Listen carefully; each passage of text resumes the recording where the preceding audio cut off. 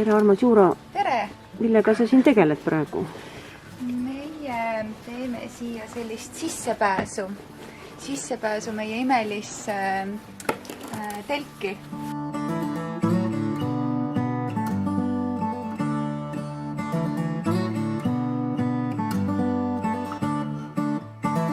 Et siis oli minu nõustamistoas oli selline laud.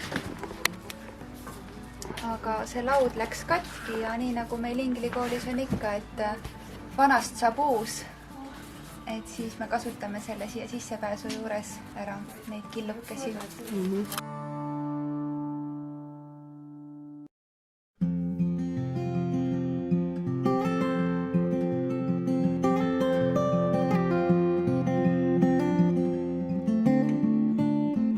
Aga Armas Juuno, mis sinule inglikool on andnud? Minule inglikool on väga palju andnud. Esiteks tervendust. Minu jaoks on võib-olla selline isiksuse kasv olnud kõige suurem nende 10 aastate jooksul, kõige olulisema tähtsusega, et minu isiksus saaks tugevamaks. Ja mul oleks võimalik seda tööd teha, mida ma tänasel päeval teen, ehk siis terapeudina.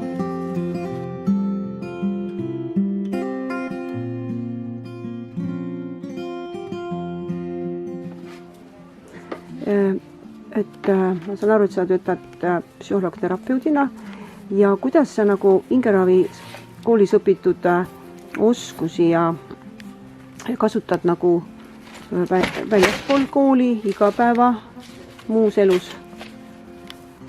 Kõik need mõtted ja treening, mida me siin koolis oleme saanud, et see aitab igapäevases elus hakkama saada.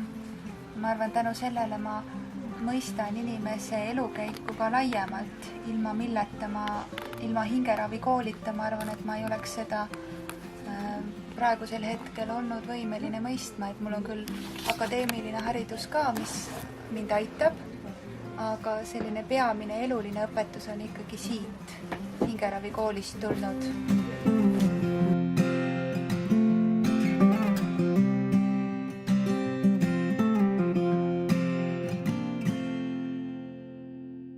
Et küsimus selline, et kuna sa oled juba nii pikka aega olnud, siis on sul välja kujunenud oma roll, et palun räägi sellest. Ja, et hingekoolis on mul veel ka selline roll, et ma olen noorsootöö ja pereprojektide koordinaator. Et see suund anti mulle tegelikult juba üsna alguses, aga see on olnud sellises kujunemisjärgus vastavalt sellele, kuidas me siis hingekoolis oleme ka edasi liikunud ja millised need võimalused on olnud, et teha noortega tööd ja peredega ka.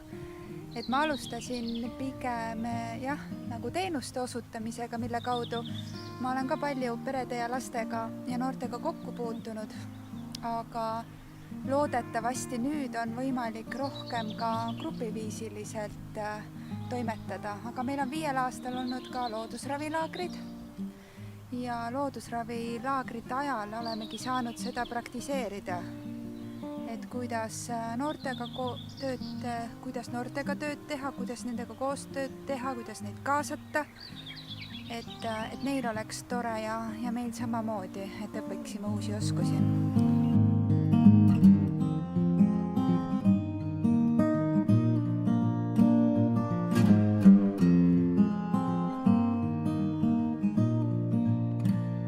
See on Slackline. See sai eelmise loodusravilaagri ajal üles pandud. Et armsa Magdalena töökaaslane noortekeskuses tuli meile appi, sest ta oli varem selle ülespanemisega tegelenud ja siis ta aitas siia kaskede vahele siduda.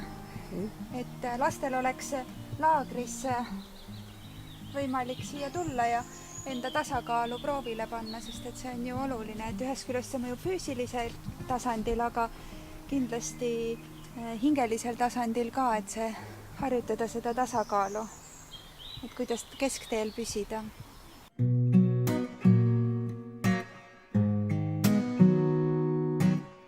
Ja ma saan aru, et meie kooli üks suundi on kindlasti ka loodusega kooskõlas elamine. Et palun räägi, kuidas sinu teenusega on seotud? Ja, et siia kooli õppima tulles oleme kogenud looduse ravivat mõju. Et mina isiklikult varasemalt sellele väga palju tähelepanu ei pööranud või ei osanud pöörata. Aga kuna meil on olnud siin loodusravilaagreid koos lastega, et siis oleme nagu niimoodi järk-järgult ja samm-sammult õppinud loodusega kooskõlas elama. Ja see teatud määral on seotud ka minu teenusega, ühe teenusega, milleks on saviteraapia, sellepärast et savi on ju ka looduslik materjal, mida saab tervenduseks kasutada. Et kui siin niisama looduses jalutada või aiatöid teha, et siis see on ka teatud määral nagu teraapia ja lõõgastus. Kasutatakse ju ka tervendavaid aedasid selle jaoks, et inimene saaks sinna minna, rahulikult olla ja loodusest jõudu ammutada. Aga mõnikord ainult sellest ei piisa, et on vaja lisaks veel midagi ja seetõttu ongi mul väga hea meel, et mina saan inimestele seda võimalust ka pakkuda, et kui nad tahavad iseendaga natukene rohkem tööd teha ja iseenda sisemisi laekaid avada, et siis see võimalus on olemas.